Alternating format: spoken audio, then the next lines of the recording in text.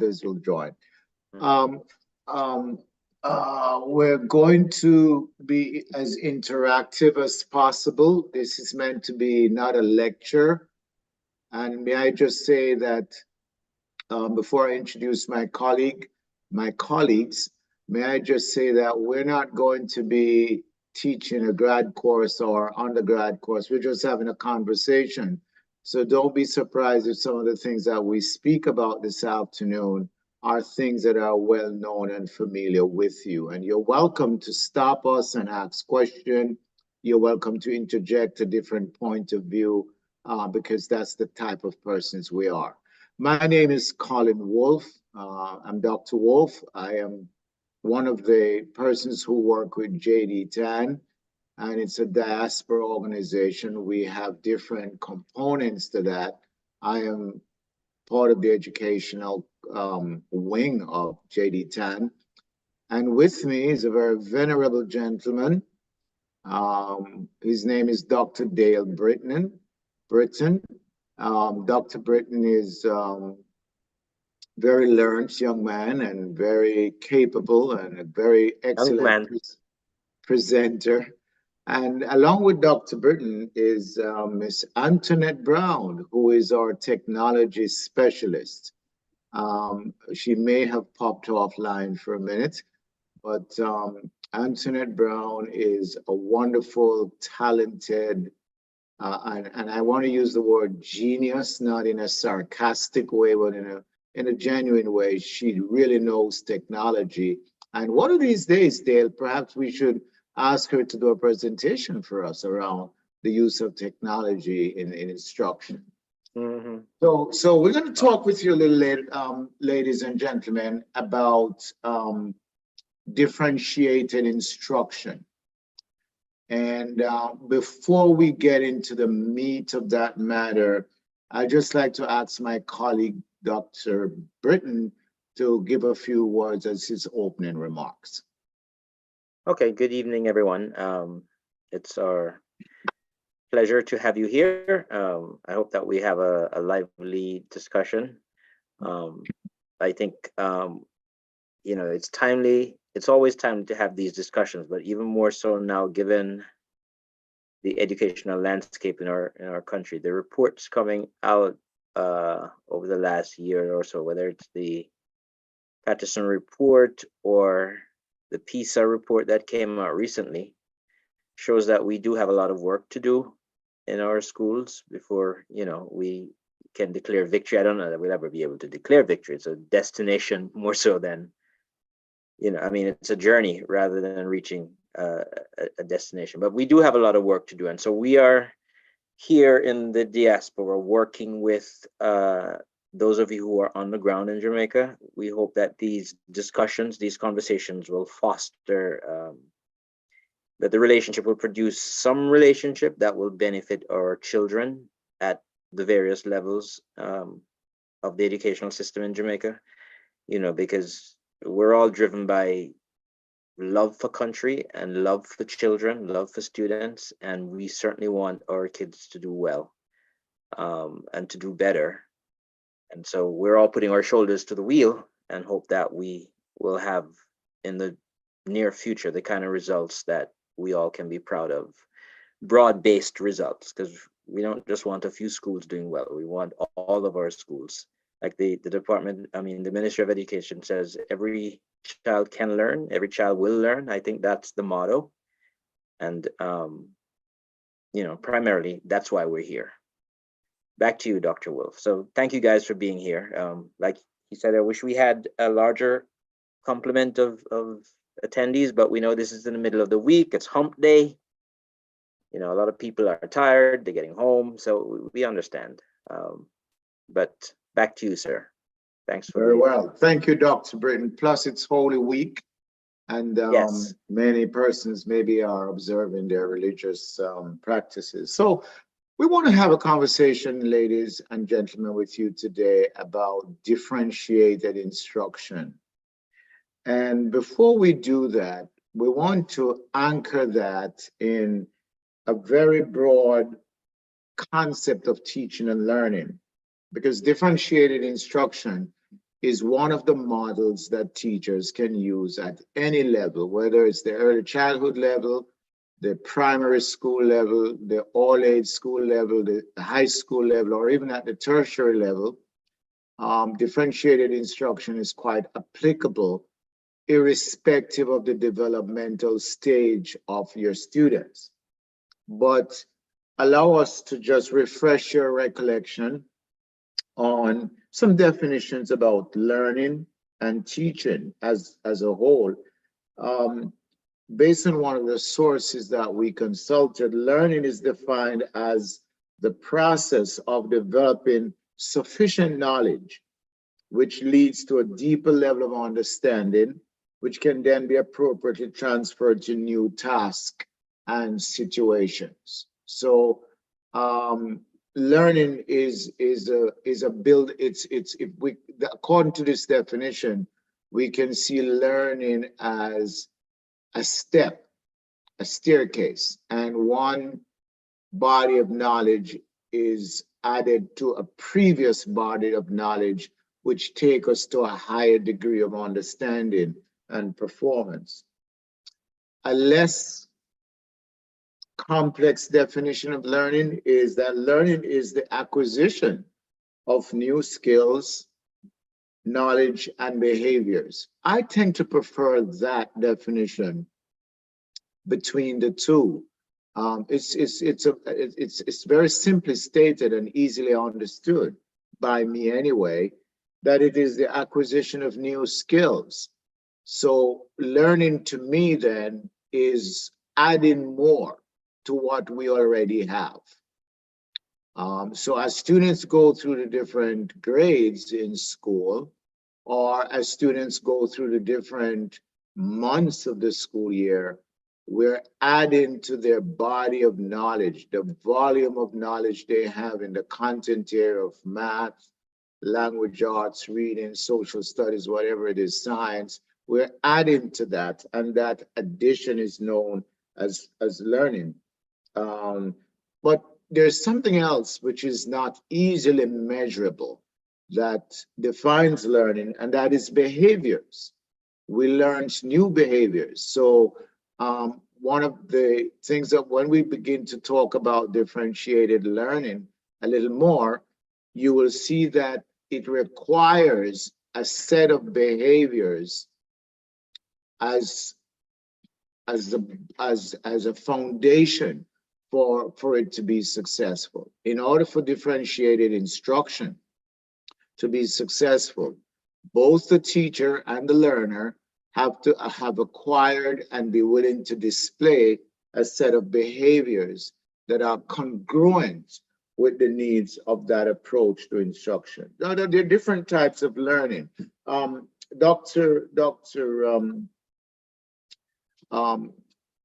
Dale, what do you think about this idea of different types of learning? Is there such a thing in reality, or is just a figment of the imagination? I imagine they would be.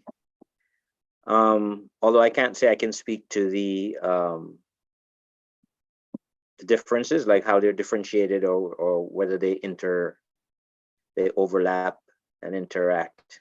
But I mean, of course, informal learning is typically referred to learning outside of school, whereas the formal educational system, formal learning takes place within the confines or walls of a school building and a classroom. Those two, I know. I guess independent would mean probably learning on your own. Right. But I imagine you could have independent informal and independent formal. I don't know. You know, so, but I imagine there are different types of learning, of course. And these would be one framework or one way of differentiating among those different types. There might even be more than 4 types, but I mean, given the demands of time, we certainly couldn't go into all of them. Yes, I'm glad to hear your comments, Dale. You know, independent learning, of course, is something that I'm toying with, because even in a classroom, When the teacher places children to work in group, or when the teacher is having a whole class lesson, the teacher is teaching to the class. However, learning occurs at an independent level. There is group responsibility. So for example, the class as a group has a responsibility to stay engaged, to be attentive, to ask questions, to share different perspective. But when we're measuring learning, and I know you know this, it's really done at the independent level, the individual level. I'm also fascinated, Dr. Britton, with incidental learning. You know, so many times you pick up the newspaper or a magazine, or you may have gone on a trip somewhere and you learn something that you did not intend. You know, it is incidental. And somehow, when I was a child in Jamaica growing up in the country, I learned so much about life and about nature and about science and math that I did not learn in school. The only thing is that I did not know that at that time, that format for learning was just as important as the format that we talk about formal. Did you have any such experience where you picked up things that are so important and you could transfer it to the formal learning experience? Yeah, I'm sure I did. I can't pull out a particular example, but I'm sure, I had one of those experiences. There's a professor I had, one of my masters I did at City University of New York, and there was a professor there called Weber. I can't remember her first name. She wrote a series of books on the informal learning experience, but I wanted, if she was still alive, I would suggest to her that what she should have done is to name it incidental learning, because she emphasized that on a child's way to school, there is so much learning that the child is encountering as he walks to school or as he or she walks from school, that had they been more conscious of that, maybe they would do better in school in the formal setting. Now, the paper that we looked at, we created, talked about conditions for learning.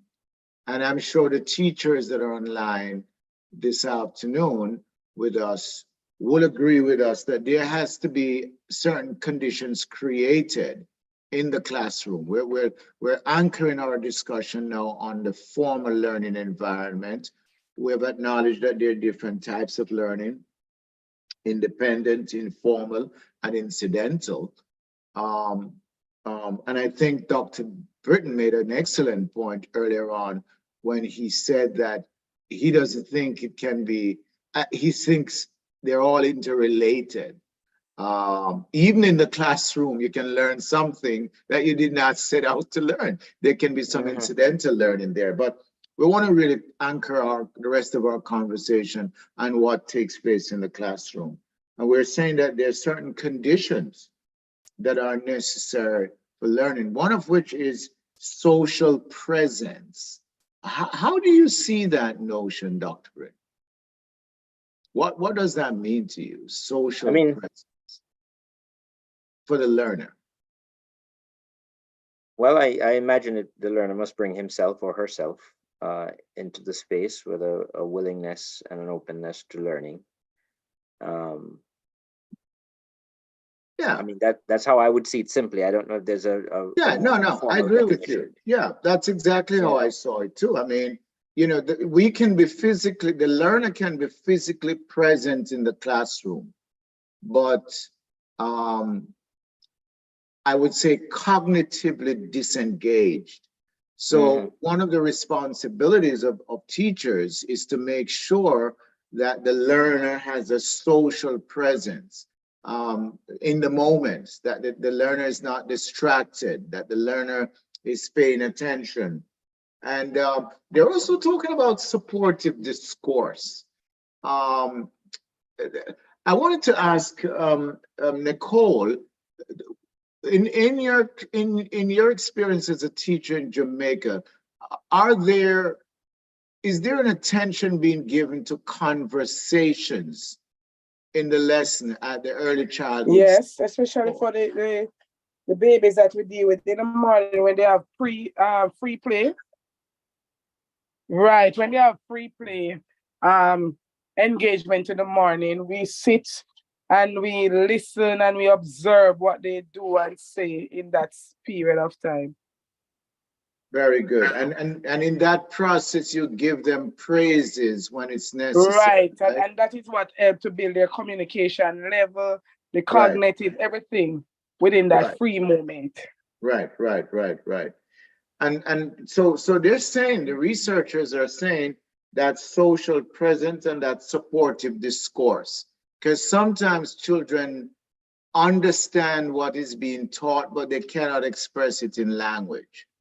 There could be a language deprivation for them, especially in Jamaica. I'm a country boy. I come from Harrowatch in Manchester, and we don't speak English as such every day among the common people. It's patois. So most of the children that go to school there, at least when I grew up, didn't speak standard English at all. And so the teacher had to model for us the more appropriate way to speak, and later that translated into writing. And so they're saying that there are 6 things that must be present in the classroom, not at all times, but these things should interplay at different times in order for learning to occur. One is social presence. Child has to be there, willing to interact with other children, willing to interact with the teachers. They're saying that there should be supportive discourse, which means that, as Nicole has explained, having children talk among themselves and to the teacher. It builds fluency in language, cognitive presence in another one. In other words, they must be focused. That's all that is saying. They must be focused, they must be attentive. How many of us remember when we were in school and we're gazing and not paying attention, and the teacher asked us a question and we incidentally gave the right answer? It still happens. But when you measure that against a child who is cognitively engaged in the lesson, looking at the steps that the teacher is taking to demonstrate the concept, that child tends to do better. And the teacher has a responsibility, they're saying, to select the content. You got to say to the child, this is what we're going to learn today. I am going to teach you this. This is my aim. Nicole, do they still write aims and objectives in the lessons in Jamaica?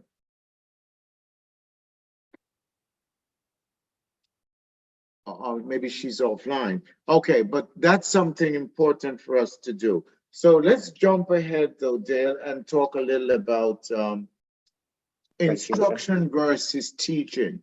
You want to comment on what you're understanding? What would you say to your audience today about instruction as opposed to teaching?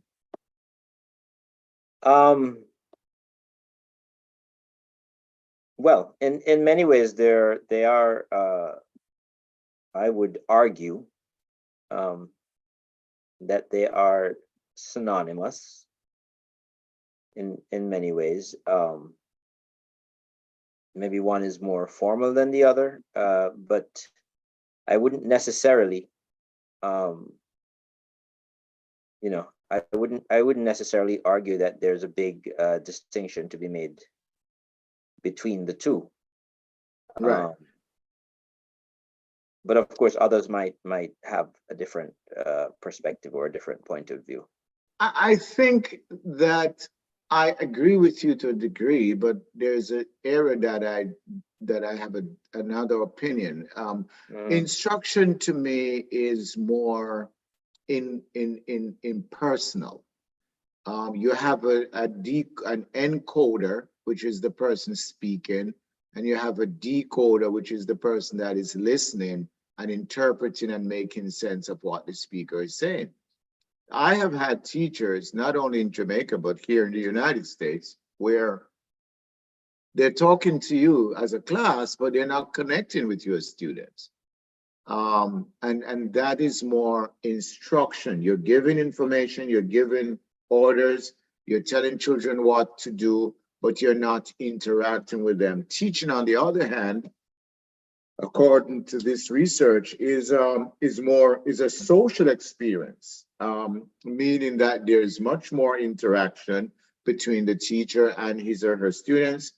It is giving assistance, so you can see that there's more intimacy between the teacher and his or her students in order to make learning happen.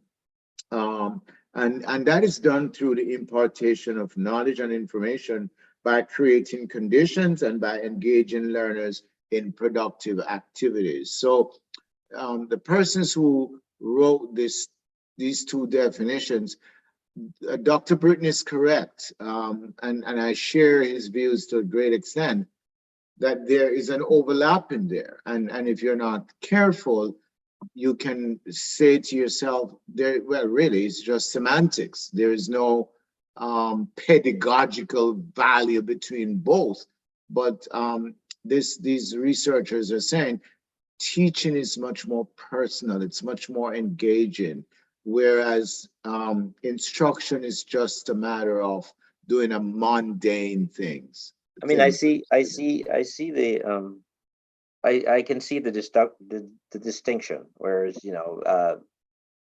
somebody was instructed, my boss instructed me to do something, which is more like a giving order, or might even change the meaning. But yeah, instruction is probably more one way, whereas you say teaching is more interactional, more dialogical, and more intimate. That said, I know that in our district, and maybe across the city, I don't know, but at least in our district, every year we have to have an instructional focus. Right. We don't use the term teaching focus. Maybe we ought to. But we have every year we have to have an instructional focus. It's put up all over the building, in our classrooms. This is what we're focusing, using assessment to help To kids drive instruction, using data to drive instruction, that sort of thing. So sometimes the terms are used interchangeably, or yeah. The shades of meaning or nuances are not highlighted often, Right. maybe often enough. Right.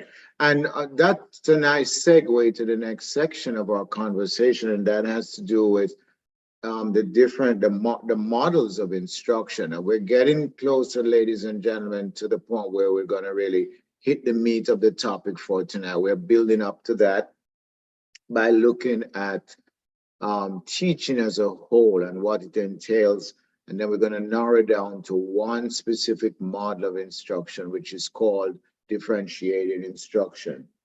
And a lot of educational research now is talking about didactic instruction or didactic teaching, which is what we're doing right now. We are talking to our audience, but our audience is not able to respond to us. Of course, they can ask questions by putting up their hands in chat, and we can respond to it. We can respond, and it becomes interactive that way. But we're saying, what the research is saying is that teachers are not encouraged to any longer engage in didactic instruction. Those were the days when it was believed, the belief was that the teacher is the only one that had the knowledge in the room. But as you teach in modern time, especially at the tertiary and secondary level, we have to bear in mind that children are coming into the classroom with a lot of knowledge. Some of these knowledge they get from the internet, some from the libraries, some from traveling abroad or out of their local community.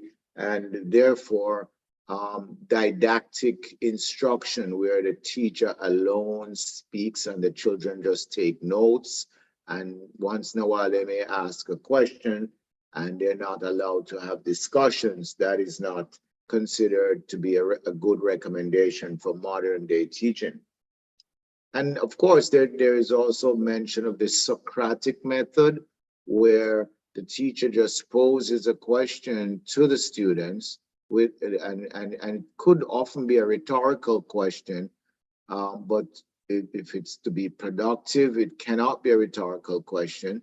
He poses a question and the children gives various answers based on their knowledge or based on speculation. So just wanted to highlight um, um, that portion of it. So let's jump now, Dale, into differentiated instruction. Is there any question from the audience based on what we've talked about so far? Please feel free to go to the participation link and raise your hand, and we will allow you to ask us questions, or if you want to make a comment, we will engage you in that as well. Actually, I'd like to know, I mean, for those of us who are on here, whether they've had workshops or maybe in classes in college at the, what do we call them? Bethlehem Michael Church Teachers College. Whether they have studied differentiation, or whether they use it in their classrooms. I don't know if they've had professional development on it, and what that looks like from their perspective, if they're encouraged to use differentiated instruction. If there's anybody who could comment on that, to sort of join in on the conversation. Don't be afraid. There is no wrong answer here. This is a very risk-free environment. We're all colleagues, so we're just having a chat today. And please participate. I wonder if I could call on Miss Dillon to give us her opinion about that. Miss Dillon, would you unmute yourself and talk to us about that?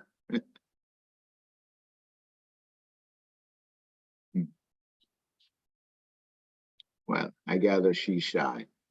All right, Dale, let's press on. All right. So we're here to talk with you, essentially, though, friends, about differentiated instruction. So let me begin, or let us begin with a definition. Differentiated instruction is defined as a type of instruction that tailors the lesson to meet the individual needs of your students.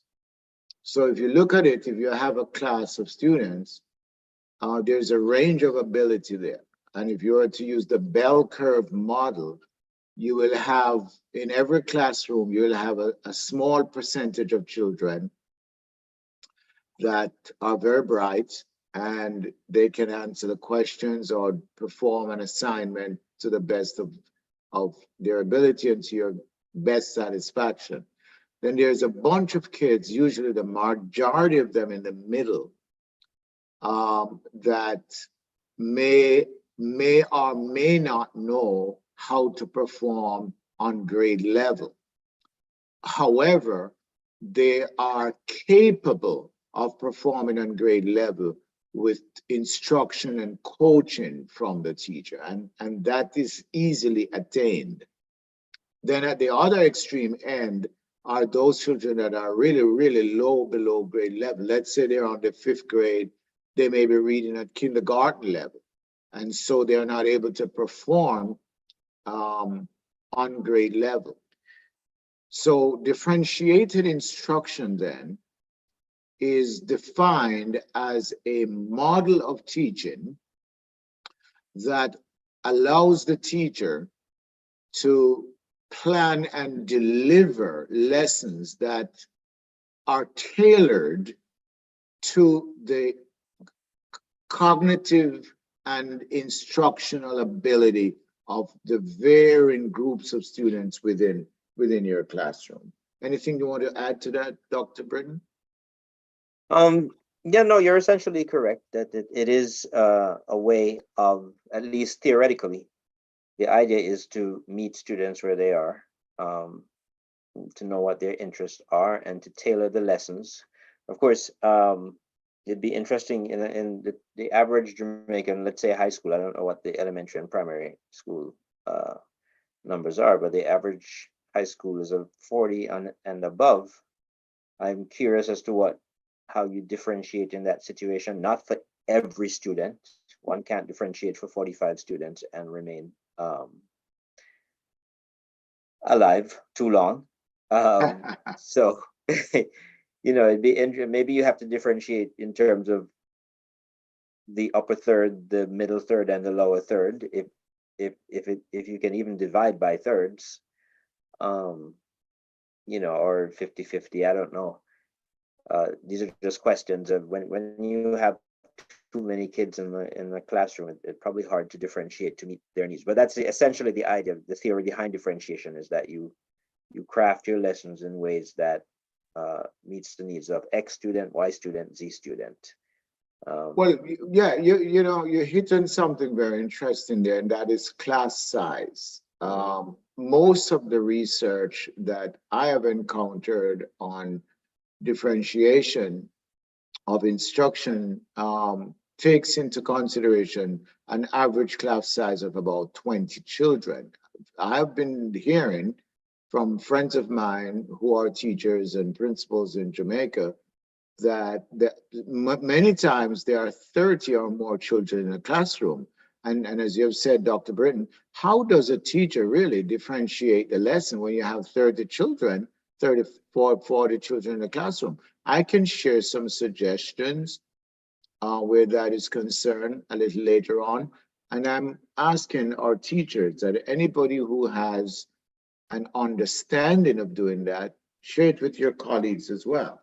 But I want you to understand that when we talk about differentiation of instruction, there are three types, there are three ways by which we can differentiate instruction.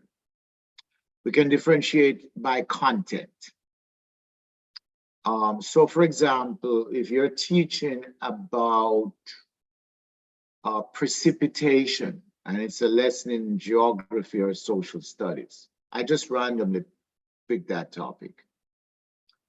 Some children in the classroom may readily understand what precipitation is, but there are those who can't get the concept. First of all, it is an abstract concept. So you will have to tell them about rainfall.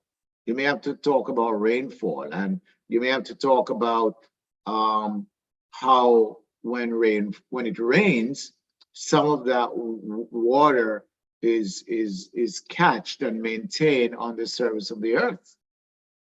Then another group of, and that's their content for the day or for that lesson, and just making sure that they validate that knowledge. The other group they may already know about that. So you may be able to explain to them and demonstrate to them through experiments that the sun actually absorbs that water, and when it rises in the atmosphere, it condenses and forms clouds, and that the clouds burst and become rainfall again when it is saturated. The brighter kids in the class may be talking about different types of precipitation. They may be talking about snow and what causes snow as opposed to rainfall. What are the different types of rainfall? I was talking with a young lady on Saturday. We had a very heavy downpour of rain here in New Jersey, and the town next door to mine did not have any rain at all. So we were talking about convectional rainfall as opposed to relief rainfall. So maybe that's how you differentiate the content, where the brighter kids who already had prior knowledge about precipitation, as an example, can now talk about precipitation in a broader context. So differentiation then gives students choice and flexibility in how they learn. That's something that I want us to walk away from tonight. That's one of the takeaway points, that differentiation removes the power, or for one better word, the center, the teacher for many, many years has been seen as the central figure in the classroom. And whatever the teacher says is right. And I'm a teacher, I would not insult any teacher, especially those on the audience, in our audience today. But sometimes the teachers can be wrong too, because wrong information could have been passed on to us as well. So what differentiated teaching and learning does is that it gives children the flexibility in demonstrating how they learn. Any thoughts on that, Dr. Britton? Um, yes. I mean, another example would be if you were teaching, say, I don't know, Shakespeare or something difficult. Some of your kids may not get the language, but some do. So you might offer a graphic organizer to some, or you might offer a more contemporary version of Shakespeare to others, so that the language doesn't impede their understanding. So that's another way of differentiating, by content. You differentiate by process. Some kids can draw what they understand, some kids can write what they understand, some kids can talk about what they understand. And then you differentiate by product, whereas again, some kids might write a poem, some might write an essay, some might write a paragraph. So there are multiple ways of differentiating, and it can bring some diversity and interesting and productive differences in the class. And I mean, you're teaching the same goal, the same concept, but you're using different methods of going about it based on what you know about your students. And you need to know the students well in order to actually do this well. You need to know what their needs are. What does the data say about their, I mean, I know that our kids are over-tested everywhere, but what does the data say about what they know and can do? And then you try to create lessons that take care of, that meets their needs wherever they are. I know we might have to speed up, Doctor, because it's already 7:55. All right, let's rush along. So we might have to abbreviate our discussion in some ways, but let's. Indeed, because you mentioned data, and if we had time, we would look at the different forms of collecting data that can be used towards differentiation. So if I were a teacher and I'm just learning about differentiation, one of the questions that I would want to have answered is, how do I differentiate in my classroom? What does it look like when I'm doing a lesson that is differentiated?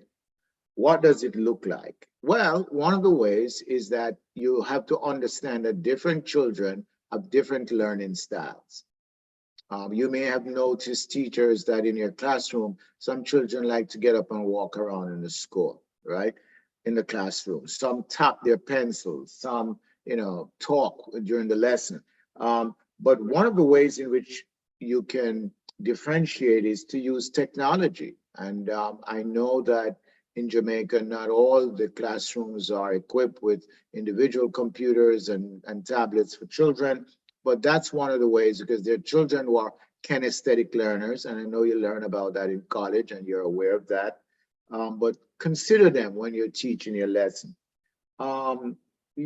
Another way is that a differentiated classroom creates an engaging learning environment for the children. The teacher, we were speaking earlier on with Miss Nicole Forbes, and she mentioned about having conversation with her children. That's a model of differentiation, or a characteristic. Engage students in continuous assessment, which is what Dr. Britton runs and talk about. When you get them in September, give them an assessment based on the subject you're teaching. And if you're teaching at the elementary or all age school level, where you're teaching all the subjects, please make sure we're recommending that you test them in September in all the content area and know where their strengths are. And throughout the year, you give them periodic assessment to see if they're moving ahead. And I just mentioned them without elaborating. Be responsive to students' instructional needs. You have to have good classroom management skills in order to differentiate, because some children can get off track and gaze or become involved in conversations that have nothing to do with what the lesson is about. So you have to be able to pull them back in a nice way without offending them, and so on. And giving coaching and feedback to individual students, that's part of differentiation as well. So during a lesson, if you notice that a child is struggling to learn or understand the concept, you may just want to pull the child to your table or to the side in a center in the room and just work with that child individually. That's called coaching, and giving that child feedback, identifying what strengths the child may have in the concept, in mastering the concept, but also recommending to the child what else they can do to do it. And I would remiss if I hadn't mentioned the whole concept of scaffolding. Boy, we don't have time to get into all of these in details tonight, but scaffolding is building on their prior knowledge. That's one of the ways by which we can differentiate. Now, there's a model that I'm familiar with that I'm going to recommend to differentiate. So let's say every lesson has to have an aim and an objective. The aim is what the teacher wants to teach. The objective is what the children will learn. The objective has to be measurable and observable. In other words, the child has to be able to demonstrate, whether through speech, writing, or drama, or skit, that they understand. However, there are what we call performance standards and content standards. In Jamaica, the content standards, when I was a child, even when I went to high school, was called a syllabus. So you had a math syllabus, a social a geography syllabus. Those syllabi really speaks to what the child needs to know and be able to do to demonstrate knowledge. All right. So one of the ways you can easily demonstrate differentiate beginning tomorrow morning is to teach a mini lesson.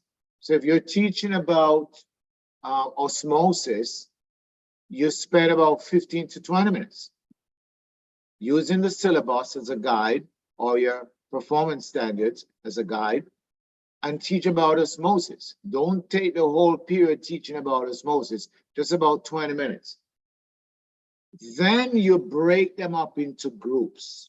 You break them up into groups based on different models. You could have ability group, you can have gender group, you could have mixed groups.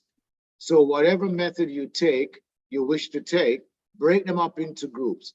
My recommendation and my practice when I was in the classroom was to break students up into ability groups. So the high performing children, I would let them work together, because if they're not fueled with challenging work, then they will begin to misbehave and become disruptive in the classroom, or they may begin to experience regression in their academic performance.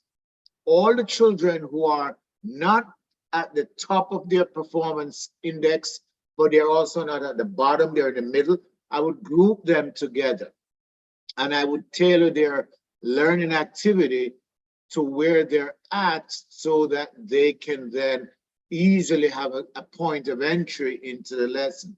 And the children that are weak, they're way below grade level.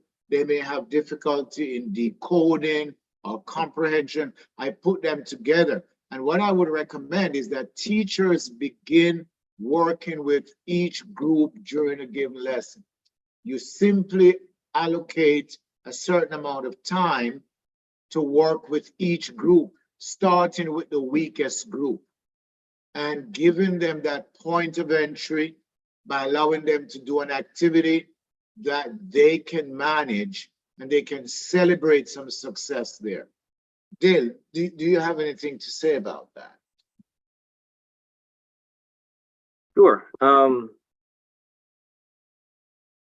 It is, I mean, there is a debate about whether homogeneous or heterogeneous groups are better, or when should we use them. When, you know, when you mentioned that we should sit the higher performing students with each other versus those, I mean, there is you can see the real reason why you do that, and yet there is in many circles and many areas a pushback against that, because people see it as a form of discrimination or a form of stigmatizing low performing students. And that's why, at least, let's say in the American system, when it comes to special education students, they're not segregated anymore like they used to. We take a more inclusive approach. We take the least restrictive environment model, because we don't want those students. I remember when I taught in a high school, there was a self-contained class where low-performing students with behavioral issues were placed. And there were many students who didn't want to be seen near that classroom because they said that was where the stupid kids went, right? So, you know, there is that. And yet those kids were being put there in order to so that teachers could meet their needs. The purpose of having them there was not to stigmatize them, but that was the unintended effect of segregating and separating those students. So it depends. I mean, you have to sort of use your judgment at times.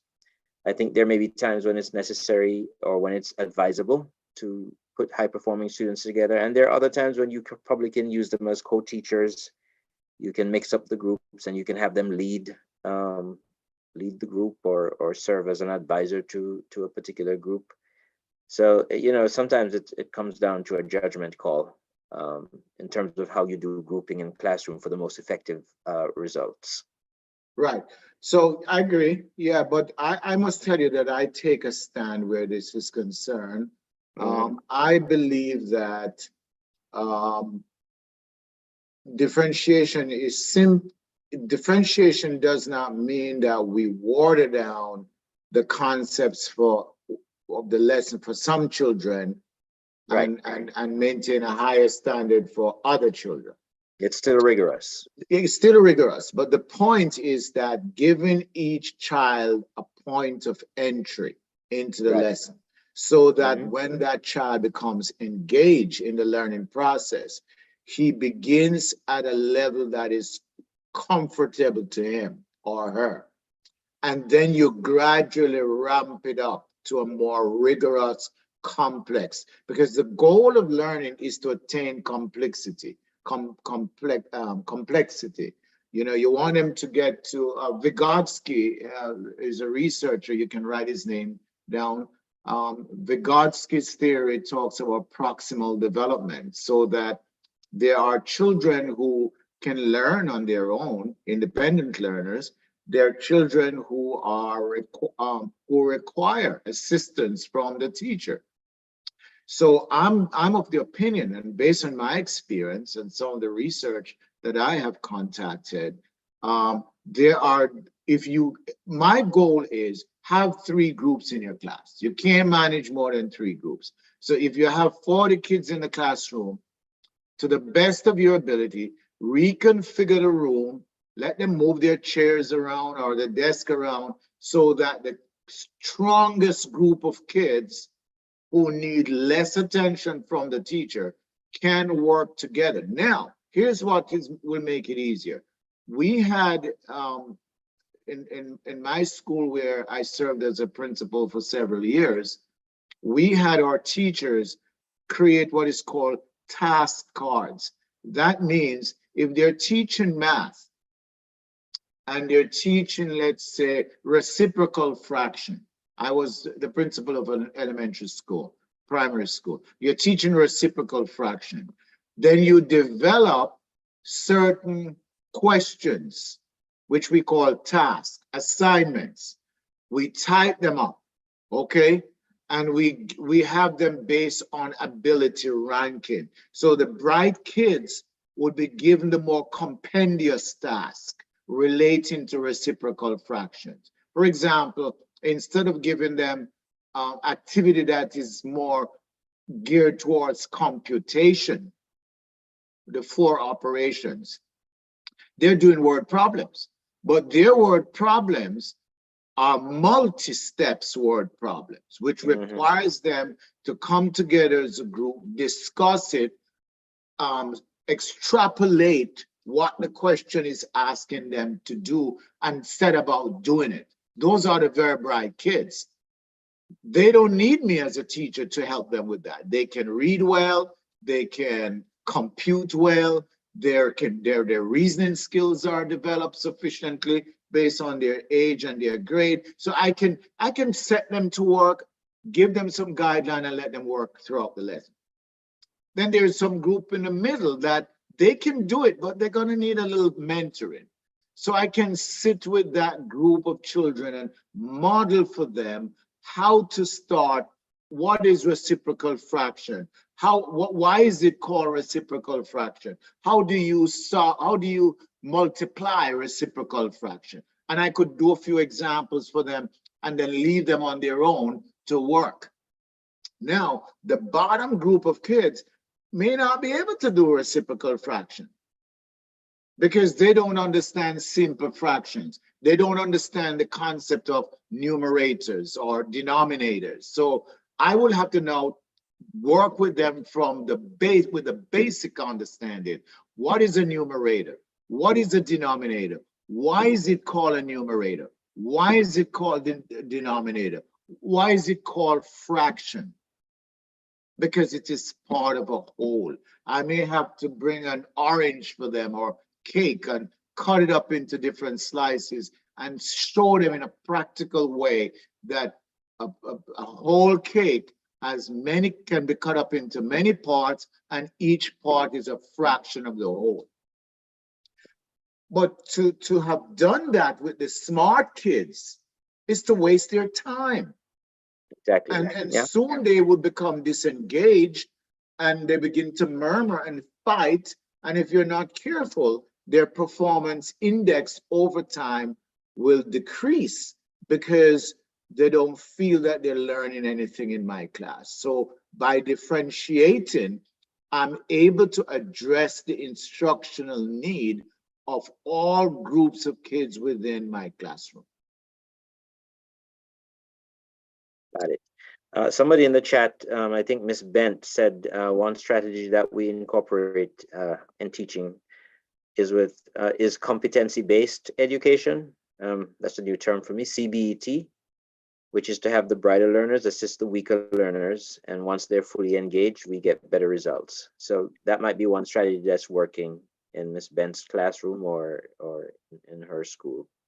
Thanks for sharing that, Miss Bent, if I may say, because there is a research out there. If you haven't looked at it, Miss Bent, you may want to take a look at it. You can maybe Google it tonight.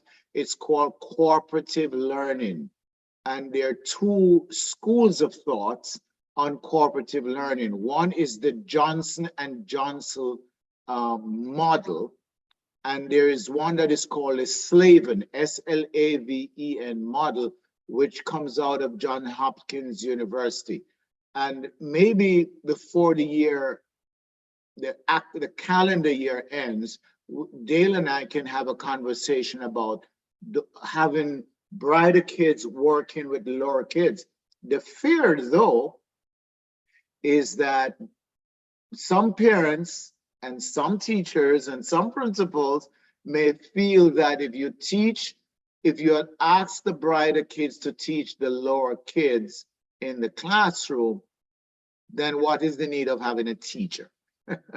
You know, because they don't understand that in that instance, it's not that the teacher abdicates his or her role, but the teacher becomes a facilitator of learning. And the teacher is empowering his or her students to demonstrate their knowledge and their competency among their peers. Mm-hmm. All right, so you know, there is much more. Yeah, it's almost 8:15. Yeah, And and we want to wrap it up. I'm gonna have to You jump know, off in a few. So yeah, we didn't get to complete all we wanted to talk about because we started late. But if we have the chance in the future, is to talk about more about how does a teacher manage differentiated. I'll just leave with you one suggestion that you can take away and use tomorrow morning if you wish, and that is to write the names of the children down on a piece of paper or type it up, put it on the wall of the classroom so that they know which group they're in. The other suggestion is that don't call it top group, middle group, low group. Give it abstract titles such as red group, green group, yellow group. So you're not depicting academic or abilities that way. Or you can give them the names of the stars, Jupiter, Mars, Neptune, whatever. All right, that's one or the way. heroes. Right. The other way is that you can give them sports name. You know, the basketball team, the netball team comes around here. This is your group, okay? So you remove any potential stigma from it. The other thing is that you develop guidelines for the children to use when they're working in their groups. Give them some norms and expectations for them to follow. And you can do this as a lesson. Boys and girls, today we're going to talk about how you work in groups, and I'm going to go over with you some of the guidelines that need to be followed when you're working in your groups. The other thing that I would suggest you do very quickly is that you help them to select group leaders, because you can't be in all the groups at one time. So you may want to have some children who are capable, who have demonstrated a level of maturity to be, just as we had in my days in school, Dale, prefects and monitors. You can have group leaders Yeah, who let's can have be those. exercise managerial skills of their group. You have one child who has the responsibility to record what is being discussed in the group so that when the time comes to share out, each group will share out, the recorder will do so most efficiently. So I wish we had more time to talk more about it, but we want to respect your time. We had only planned for an hour. And is there any question that anybody would like to ask us before we go? Or any comment that you'd Or like any to make. comments at all? Yes. I think there's 3 things in the chat, Dale. Let's take a look at it. Yeah, someone suggested animal names also, in addition Right, to. right. It can't be Somebody pigs or say, dogs. somebody say you can post and see messages only during the meeting. All other can see, save, and share all posts, even if they aren't present in the meeting. That's a good idea. So we hope that for the little time, as I said earlier, we started late because we were waiting for a quorum to begin. I'd like to thank Miss Nicole Forbes. She was the first person to join us this afternoon. And thank you, Miss Forbes. I hope you and everybody that came on this afternoon was able to spend your time meaningfully with us. We have these conversations once per month. And let me say to you, if there is any topic in education that you would like us to hold a conversation about, we will do the research for you. We will present the facts for you. All you'll have to do is show up, okay? So you can email us. My email is my name, Colin, COLLINM, as in Mike, Wolf, WOLFE, at hotmail.com. So you can email me at Colin M. Wolf. Just remember, Colin has 2 L's. And Wolf has an E at the end, which means I won't bite you. I'll be nice to you.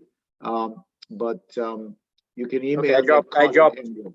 Yeah, I dropped the emails and the link. So whatever, and if you have any suggestions for, for, like Colin said, for things that we can discuss, but also for how we can improve these experiences for you. What are some needs that you have, and sometimes, like we said, you show up and we just want to have a discussion. We want to learn from you as much as you want to learn from us.